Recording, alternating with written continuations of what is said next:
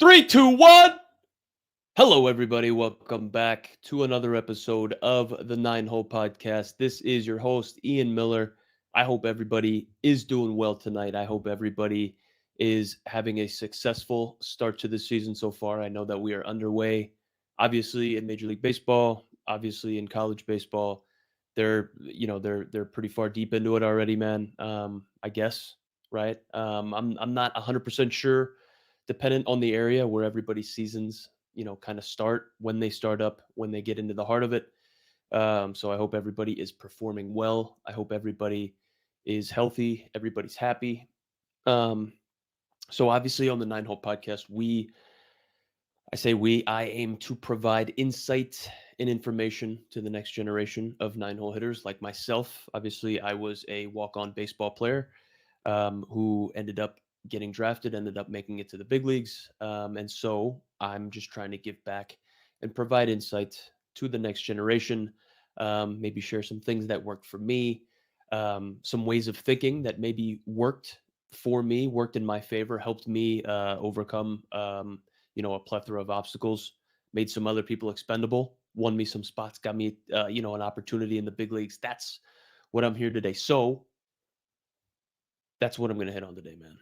I wanted to talk about today. It's going to be the necessary framework. So obviously, I spent some time talking about being replaced. If you don't get better from the year prior, you're going to be replaced. There are challenges and obstacles that get in your way. There are things that are in your control. There are things that are outside of your control. But regardless, you at some point, man, you are going to come across some sort of adversity on the baseball field or surrounding baseball, and you are going to have to overcome it. You're either going to have to remain persistent, be resilient, put your head down, fucking grind some stuff out. However, you get through it, whatever your framework is to overcome adversity or get through some things, like that is going to it's going to be necessary to progress. It's going to be necessary to get to the next level. It's going to be necessary to make it to the big leagues, right? So that's what I'm here to talk about today. I wanted to talk about the necessary framework, and this applies to student athletes. This applies to baseball players, whether they're in high school, middle school, college, minor leagues. Man, like you are going to you're going to face a plethora of obstacles. You're going to face a whole bunch of adversity, man. So there needs to be a framework in place that you are under, like you understand, and you can whip out on a moment's notice, or in fucking August when it's hot, it's 105 degrees and humid, and you're just like scratching and clawing to hold on to 300, right? You're going to have to like overcome some adversity in order to get to where you're going, man. So I wanted to talk about the necessary framework to break the fear cycle. Shout out to Russ. The necessary framework to handle pressure and adversity. And then I wanted to talk about the necessary framework to become confident and gain clarity. And that all kind of ties into, uh, there's a couple steps, man. There's a couple steps. I wanted to talk about the factors that kind of influence this stuff, man. Maybe then go into the steps, man. I really wanted to hit on, like, to the parents. I know we all want the best for our kids, but overcoaching is a thing. Overcoaching is definitely a thing, especially if you don't know what the fuck you're talking about. Um, Overcoaching can obviously lead to clouded judgment. Like overcoaching confuses and messes with the focus, right? So think about a kid's attention span. Think about a young kid's attention span. As soon as they lose focus, man, like they have attention span, and they're not going to be listening to you. So I think the goal with, when we're talking about the parents, when we're talking about the coaches, with younger players handling adversity, the idea might be to keep it simple. I just wanted to touch on that real quick before we, like, I start addressing the player. But overcoaching confuses, man. Confusion does not give confidence. Like, keep it simple. There's a million swing gurus out all over the place, man. All over Instagram. Some of them, didn't play past high school. I get it, man. I get it. I'm not saying I can give a better hitting lesson than the average dweeb down the street. That's not. I can't do that, man. I can't do that. But baseball players, especially younger baseball players, are extremely impressionable and can be influenced. and they might not be they might not be being influenced the right way. They may not be being led the right way. I think that might start with the coaches, with the parents. And yeah, so clarity, obviously, like not being overcoached, having clarity, having like an understanding of what's going on is going to lead to obvious understanding, but clarity is going to lead to confidence, man. That's clarity leads to confidence. Confidence leads to hunger, and hunger leads to accomplishment. So when they have a clear picture in mind, when they understand what's going on, when they understand like what they're supposed to be doing, right? Being on time, looking for the right pitch, not necessarily the fucking back elbows and the launch angles at a certain age, but they have clarity, if they have an understanding of what they're doing, it is then going to lead to confidence. They're going to be able to like start formulating a plan, a framework, hopefully, what we're going to be talking about. And they'll be able to kind of like work towards a clear goal, right? Clarity leads to confidence. Confidence leads to hunger. You have confidence in something, you're hungry. You're gonna go get it. If you're without it, you're gonna go get it. It's gonna lead to hunger. Hunger leads to accomplishment. So now for the baseball players that are going to need to overcome fear, overcome pressure and adversity, um, like overcome just not being confident, man, just not having belief in your ability, like overcoming any of that stuff, doubt, uncertainty, fear, man. Like you need to understand some things first. And it's a long season. Baseball is a long season. A baseball career, hopefully, God willing, is a long career. Um, the average MLB career is longer than the average NFL career. I'm not going to start spouting out stats that I don't know, but um, it's a long season. It's a long season, man. So first things first, couple things right off the top. There needs to be some priorities in order to gain clarity, like and start developing a framework to kind of like push past any of these struggles, whether it's slumps, whether it's adversity, whatever it is, man. You're not confident, like I said, you need to understand that the necessary priorities are going to be your physical health, your mental health, and your emotional health. Those are going to be key throughout the entirety of the baseball season. Those things need to be priorities throughout the longevity of your baseball career, throughout the entirety of your baseball career. So you need to make sure you're taking care of your physical health. You need to make sure you're in the weight room. You need to be like doing your throwing program. You need to make sure that you're doing all the shit that you need to be doing. You need to make sure that you're taking care of your mental health. You're not, like overstressed. Like if you need to talk to somebody, you need to talk to somebody. You need to make sure your mentals are good. Maybe you journal out some shit a little bit. Find a way to kind of like blow some steam off, whatever like healthy happenstance that is, man. That's important. The mental health is obviously important. As soon as the wheels start spinning inside the head, man, like how are you going to get out of a slump? As soon as the wheels start spinning here in July, you're 2 months in, you got 5 months left. Like the wheels are spinning in the second month, third month, dude. You're not even halfway through the season. Emotional. Your emotional health is going to be another necessary priority. This is something that you are going to have to take care of, man. Can you control your emotions? Are you in are you in control? If the umpire like rings you up, are you going to freak out, throw your bat, snap your shit, go back into the locker room, be a terrible teammate, and then crumble up into a raisin? You got 3 more ABs left in the game. You're out of bats now. You know what I mean? Like, and you just caused a hissy fit. You're gonna take it out there into defense. You're probably gonna make an error. Like all of these things before you start building and taking the steps towards the necessary framework, you need to make sure that you are making these things a priority, the necessary priorities: physical health, mental health, emotional health, and then take it a step further. Maybe kick you in the chest a little bit with this one. You're going to need to understand that nobody else is going to make you and your feelings and your physical health and your mental health and your emotional health a priority other than your parents.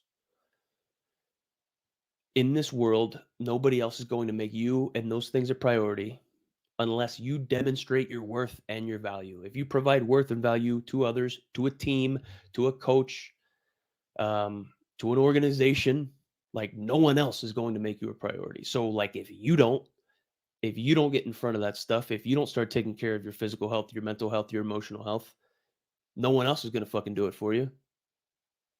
And like no one else is going to make you a priority and those things a priority unless you provide worth and value and a tremendous amount of that. So as we kind of head into the framework, the necessary steps in overcoming adversities, breaking the fear cycle, handling pressure and adversity, becoming confident, gaining clarity, it's important to understand that the combo, like everybody has an internal voice. Everybody has a combo that they speak to themselves with, whether it's a positive or negative conversation. Hopefully, fingers crossed for you, it is a positive conversation. You have positive thoughts, you think positively, you chirp to yourself positive. You're not woe is me in your fucking head. But the combo that you have in your head controls your thoughts, right? Think about it. I'm not bullshitting. The combo that your head, the combo that you have in your head controls your thoughts, and your thoughts control your actions. And if your thoughts control your actions control your outcome. So it all starts with the way that you talk to yourself, the way you dress yourself, the way that you think about things, the way that you handle things, the way that you self-talk, man. That all influences and is either positive or negative, man. Like it is important to be aware of that. The combo in your head controls your thoughts control your actions, and your actions control your outcome. That's not just me making that up, man. That's not just me making it up. Think about it. So it's important to think positive. It's important to think that you're able to. It's important to have a belief in yourself, but it's important to have clarity. With clarity comes confidence. So what are you going to be doing? What are you like dealing with? If you're dealing with like you can't get the ball out of the infield, okay, break it down. Break it down. What other problems? Like what are those problems? What are the mini problems that go into that? Like what's the reasoning behind that? Are you not in the cage? Do you not work on your shit? Are you not in the weight room to try to get bigger and stronger? Do you not like are you not on time? Where are you hitting the ball off the bat? Is it off the barrel? Is it off the handle? Like what? Can't get the ball to the infield, dude? You're talking to a dude that made a career on not being able to get the ball in the infield. So there's a whole bunch of different things around that, but you want to make sure that you have clarity, and then just have an idea, man. Like think positive. Think positive. I can say it until like I'm trying to think of other ways to say it, but I mean that's just all that's coming out. Think positive, man, because the combo in your head can lead to controlling your outcome. So parents are there's a whole bunch of different problems that parents from with kids from different ages deal with on a different type of level, but some of the questions that I get from the 9 hole audience are like the majority of them are actually from the parents and the coaches, which is fucking great, which is great. So that's why I'm spending some adequate time on this. I want to start throwing this shit in moving forward. That's fantastic. So parents are asking, how do we make our son want to put in the extra work? We know that our son, uh, look, he has maybe some hopes and aspirations, some dreams. Like we know that he isn't maximizing his ability. He really isn't putting forth the most effort. We want the best for him. We don't want him to fail. Like we want to see him do well. We want to see him be the fucking starter. We want to see it. I get it. I get it. But how do we make our son want to put in the extra work? That's tough. And I don't want to keep you guys here all night. So I'm going to run you through 4 things, man. Make it fun. Make it fun. Look, baseball, you are going to fail so much in this game. And God willing, you play a long time. So you're going to fail for a lot for a long time. You're going to fail a lot for a long time. And it's going to take a toll on you for sure. Try to make it as fun as possible. So I'm remembering they're not gonna remember the outcome, they're gonna remember the memories, they're gonna remember the times, man. I remember, like, driving to the games with my mom, 45, 50 minutes away, blaring music, having fun, man, just, like, singing in the car. Make it fun. Dude, I couldn't wait to go to games. Like, we'd stop for, like, McDonald's or something on the way home. I'm talking, like, middle school, high school, like, make it fun, dude. You can make it fun. You can make it a hell of a lot more fun, I'm sure. Um, how do we make our son wanna put in the extra work? If he's having fun with it, like, if it is a fun environment, he's gonna wanna be around it. Like, no one just wants to be average at something, not if you're having fun at it. If your kid plays video games, I bet you he's not average at those shits. No way. You don't play video games and you're average. No chance, man. Make it fun. Have it be fun, man. Create a process, whatever the struggles are. Help him create a process to overcome, like, those struggles, those adversities. Don't necessarily do it for him, but help him. Give him some clarity.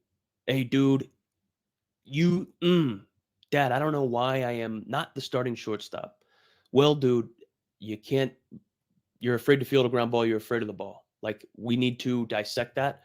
We need to break it down a little bit further. Like, you can't be the starting shortstop on a varsity high school team and olay some shit every time a ground ball comes your way. Like, you need to provide some clarity, and then maybe help build a process forward. Give the necessary steps. Like, hey, okay, we need to practice forehands, backhands. Like, how do the best do it?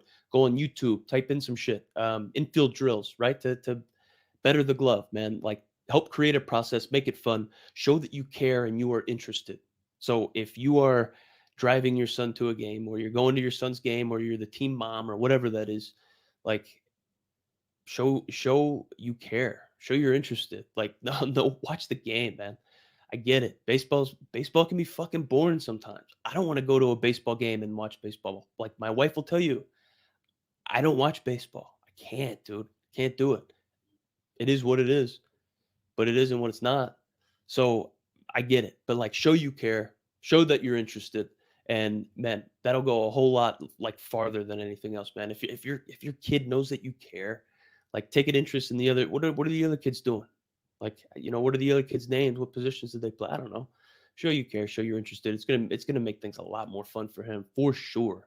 Lastly, celebrate their success. Like I said, there's going to be a whole lot of failure. There's going to be a high volume of failure throughout the entirety of the career. God willing, they play a long time. There's going to be a lot of failure. Celebrate the success. Your kid goes deep, man, fucking celebrate it. Celebrate that. Go get some ice cream or something, man. I remember that. I remember that. I can clearly remember every time that I would celebrate some success. I hit a home run or something, I get taken out, man. That's awesome. So that can help with making him want to put in the extra work, right? Make some have it be fun, man. Parents need to help their kids build out goals and roadmaps and understand the why. So it's also up to the parents to motivate and inspire their kids by being a good role model, maybe a good leader, setting a good example, showing some good character, passing down some traits. It's up to them, right? And kids are always learning, right? Especially young men. If they don't have that type of leadership or, inspiration, right? They'll just fucking flutter around, and they'll just be confused, man. And they'll probably hang around with, they'll be led by losers. So there needs to be some of that in there for sure. Um, and so, like, coaches and parents, they all have their own problems, man. I'm sure they're grinding. They got up early. They might have a job that they're not happy at. They might be, like, out of shape, fucking overweight, whatever it is. They might be unhappy. They might have their own problems going on. Low self-esteem. Dude, whatever it is, inadequate, dude. So everybody has their own problems, but the worst thing that they can do is then take those problems out on the kids, right? Maybe overcoach, get frustrated, don't know how to, like, handle the pressure of the game, pressure of life. It's just a whole tough situation, man. So I think, like, the parents and the coaches for sure, starts with them. Obviously, I mean, no shit, it starts with them. So the necessary framework for the athlete. The necessary framework to overcoming the obstacles, to overcoming the uncertainty, the doubt, to breaking the fear cycle, the necessary framework to handling pressure, adversity, and just like gaining confidence, getting clarity. This is it. This is it. There are 3 steps. There are 3 steps, and it is the necessary framework. Step number one is hard work. It's hard work, man. Wasn't going to fool you. Was not going to fool you. Number one's going to be putting in the time and effort, hard work. Um, so you put in the time and effort, you can probably overcome the majority of the problems, the goals that are in and surrounding the game of baseball. The results will come with time and effort. So if you do a little, you have a little. You can't put in the minimal work. You can't skip batting practice. You can't skip infield, outfield. You can't skip working on your arm in the off season, fucking hitting the weight room and expect to mash. Can't do it. Can't do it. Cannot do it. You're going to have to put in the time and the effort, and the hard work will be able to get you out of pretty much the majority of situations that surround the game of baseball, for sure. I mean, putting in the time and effort, man, having a clear understanding is going to give you confidence, right? You know what you need to work on. You're going to sit back. You're going to think about like the steps that you need to get better, and then you're going to put in the time and effort. That's probably going to lead to a high success rate there, right? So, also talked about a little bit of an equation. Volume times time equals skill.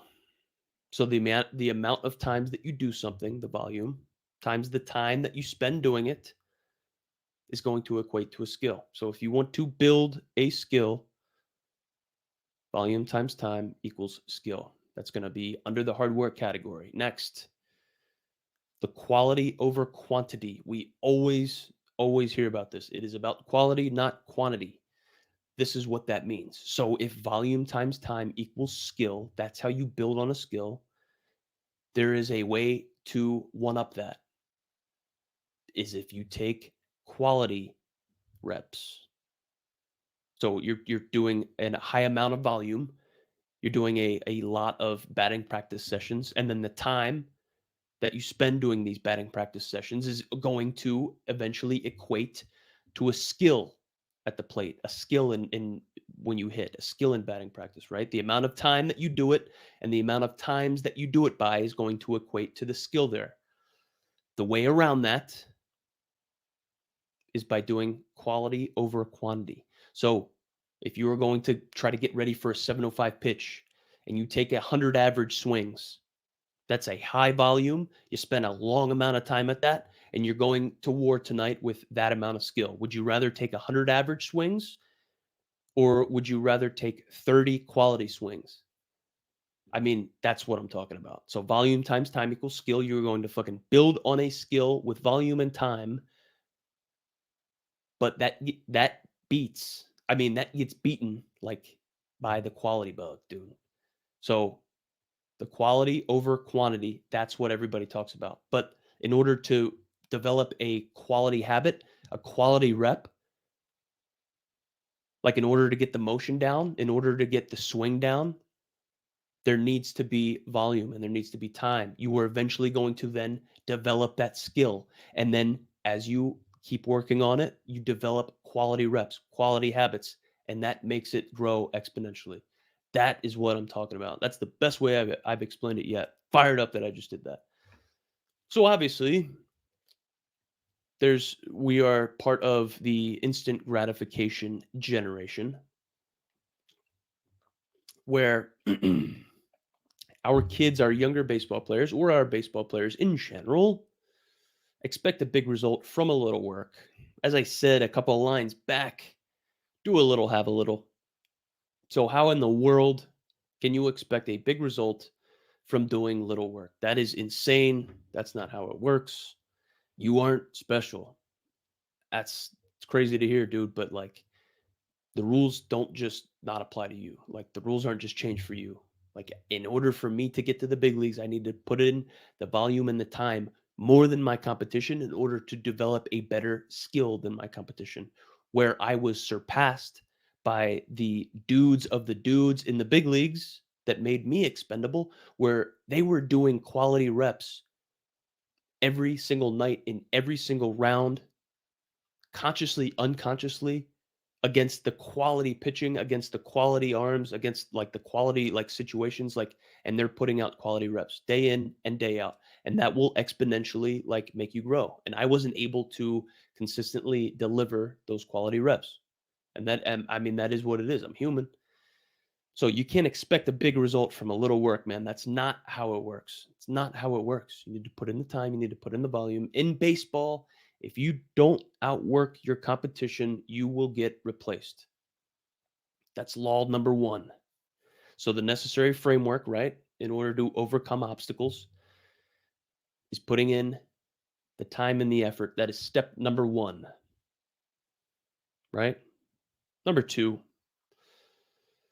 the necessary framework in order to overcome obstacles, gain clarity, get confidence, break the fear cycle, handle pressure, adversity, all that good stuff is make sure you're in a challenging environment. Make sure you are coming up in a challenging environment. Make sure you are practicing in a challenging environment. Make sure your practice is challenging. Make sure you challenge yourself. Make sure you are getting challenged. Make sure there is some sort of failure in your practice, in your preparation, so that when the lights are on under 7:05 and you are being challenged for real, you don't pucker up into a raisin, right? Make sure that you are being challenged. Make sure that you are in a challenging environment. Make sure you're getting your ass kicked a little bit. So when you are under the bright lights, you can handle it because you are going to be challenged at some point. And if you don't practice that way, how in the fucking world can you expect to play that way? You can't. Can't, man. Coach Sheehan from Millersville, top 10 D2 school year after year. I think he's getting into his 17th season, man. Just said, dude, our hitters bang. Our hitters fucking mash. And it's because we try to aim for at least 50% failure in our practices. These guys are practicing and they're being challenged in practice and they're failing at a 50% clip. Go check out their numbers. It's hilarious. They are nasty, dude. If you want to play at a championship caliber, championship level, you gotta practice at it, man. Make sure the environment is challenging. Proximity is power. So the athlete will be shaped by their environment. Whoever they hang around with, whoever they surround themselves with, they'll be like. So if they hang around with fucking losers, they will probably be a fucking loser. It's unfortunate. If they hang around with people that don't really care, don't put in the work, are kind of just average, don't really get good grades, don't have aspirations, like he's going to be like that. You're going to be like that. Your son's going to be like that. It is what it is. But that's what it is. Whoever they hang around with, they'll be like, it'll mold them. If their environment isn't challenging, they can't expect progress. You can't grow and you can't build on something if you aren't being challenged. Can't. Can't, dude. You know how you hit 100 miles an hour? You face 100 miles an hour and you get your fucking doors blown off a couple times. You're like, yo, this is fast, dude. And after a while, like, now everybody throws 100. So imagine going out there never facing 100 miles an hour before and then facing 100 miles an hour. Good luck. So you set up machines and you make it challenging. If we're in the minor leagues or whatever it is, major leagues, and there is a certain pitcher with like a crazy like release point up top and he throws fucking fuzz, they'll set up the machine on stilts. They'll set up the machine on stilts, make it 15 feet up off the ground, and they'll shoot it straight. Like they'll practice that way and they'll get ready that way. And the team, I mean, I've been on teams that we've done some shit like that, and it works, man. Like if you make the environment challenging. I remember the Mariners, uh, they were trying a whole bunch of different shit, and some of it worked, man. But I remember taking BP in spring training with they would set the machines up, and they would do a fucking white tarp behind the pitching machine. So like the white ball was being shot out of a white tarp. And they're like, "Yo, we want to practice fucking really hard We want to practice really hard. So you guys do well. And it worked. Man, it worked. I think that the minor league team started like thriving then. They fucking turned the whole system around, man. Um, Proximity's power, man. Comfortability breeds complacency. So if you aren't being challenged, if you're just comfortable, if you're just like, dude, this is great. Put my fucking feet up and relax. I'm not, I don't have to grind to hit 300. You're you're out. You're out, man. You're out. Overcoaching doesn't give confidence to the player, only confuses, loses focus, right? Proximity's power, depending on who's coaching you, who's raising you in the game. If you are being coached or guided by somebody that doesn't have your best interest at heart, or they don't know what they're talking about, chances are that you aren't getting good or adequate instruction, is what it is. But the challenging environment, proximity is power, rule number 2, necessary framework, also comes with the rule: in baseball, if you become comfortable and complacent, you get replaced. So, in order to overcome that, you make your environment challenging in practice. That's how you do it. That's how you do it. I see it like, dude, for fun. It was fun for me. I remember going to the batting cage with my buddies, even buddies that didn't like play baseball. We would just have fun doing it. They played baseball, but they weren't playing at the level that I was playing at. They didn't necessarily have like the hopes and aspirations and the dreams that I had in the game. But I remember, dude, for fun, my buddies and I mean, we would go to the batting cages and we would just like turn the shit up to 100, and just like that was fun. Like grinding and battling. That was fun. Yeah, we get our doors blown off, but like you get to choke up, you get a battle. And like eventually you get the motion down. Eventually your swing becomes efficient and short and compact, and your fucking hands get to that ball. And like you don't know how you do it. You just let the athletic ability take over. But then you're starting to develop some hand-eye, and then it's like, okay, shit, I got some bat to ball skills. And then, oh, I can control the top of the barrel. I'm not getting under it.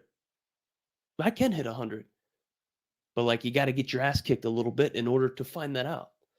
That's what was fun for me and my buddies and I growing up, and I think that's probably what made me, for lack of a better term, elite. That's it. That's how I had fun. That's how I practiced. That's how I practice on a regular basis. And it blows my mind actually to like today seeing kids. I mean, I go to even doing like a consult like a one-on-one coaching consultant type thing. It's like if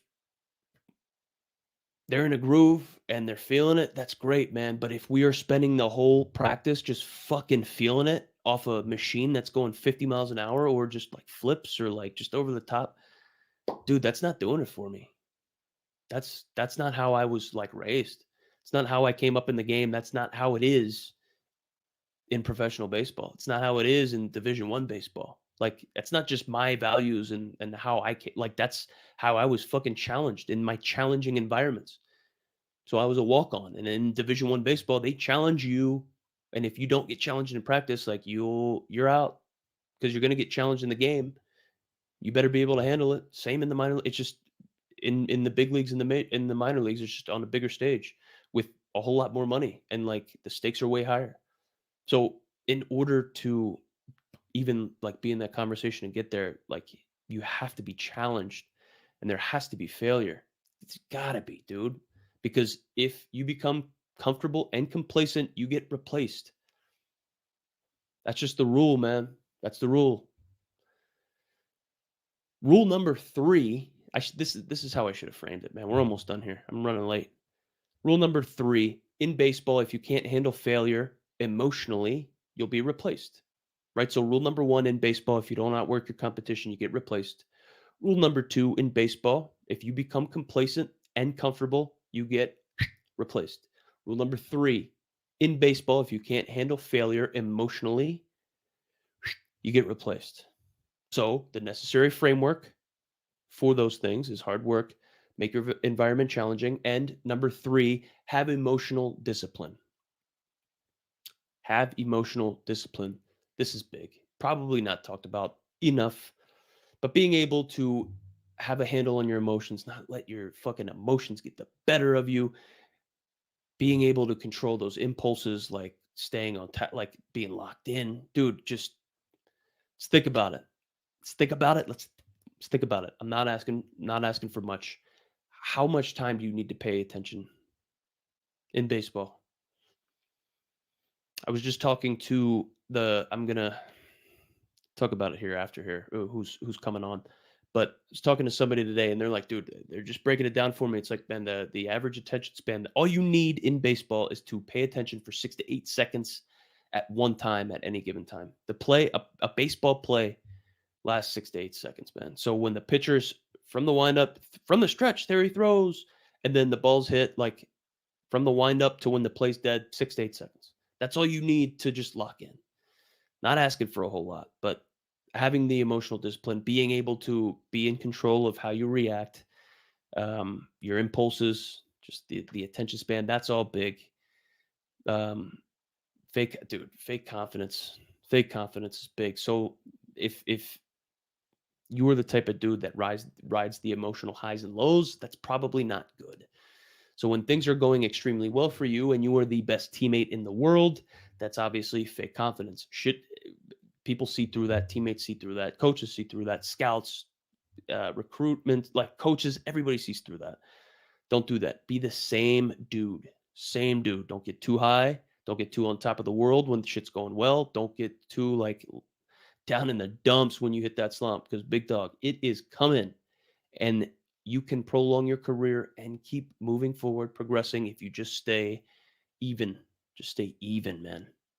Fake confidence is when you start doing the peaks and troughs and you go up and you go down and like you ride that shit. Gotta go this way. Gotta go linear. Ooh, ooh. I played with some teammates. Fake confidence. The majority of kids are soft because they are too afraid to fail. Having emotional discipline is being able to have his impulse control, have an idea of what is going on, how you're going to handle certain situations, knowing how you're going to handle certain situations, and being able to overcome that. The majority of kids not being able to do that is because they haven't failed. They don't understand that it is a tool on the tool belt on the journey of the baseball career. You're gonna need it. You gotta just fucking embrace it. Sooner you can embrace it, the sooner you can start building. It's crazy. That's crazy, man. Too afraid to fail. There are peaks and valleys, like I said, during the season. Stay even keel, man. Stay even keel. That's a great way to do it. Great way to do it. So that hits on the last law, right? In baseball, if you can't handle failure emotionally, you'll be replaced. I know I got a little excited there, kind of got all over the place, man, but that is all I got tonight. Hopefully that got you guys a little bit of clarity on, the ideas of the fear cycle, why people are afraid. They shrivel up into a raisin when the going gets tough, when there's some pressure, when there's adversity. They're not confident, they don't feel worthy. This is a great way to go about it. I am fired up. It is a privilege to be able to say that tomorrow I will be having Shay Hillenbrand on the Nine Hole podcast with me, two-time All-Star. He's a speaker. He's a keynote speaker, man. He's a elite performance coach. He is a consultant. He's a business owner, man, and he's extremely successful baseball player. Absolutely fucking crazy story. Can't wait to have him on the podcast tomorrow. Talk a little bit about it. I'll let him get into it, man. It's going to be a absolute pleasure to have him live here on No Filter, man. So check us out. We will be going tomorrow at noon Eastern. I will leave the link in my bio. Everybody, I appreciate you tuning in. Thank you. Have a good night. I will see you tomorrow.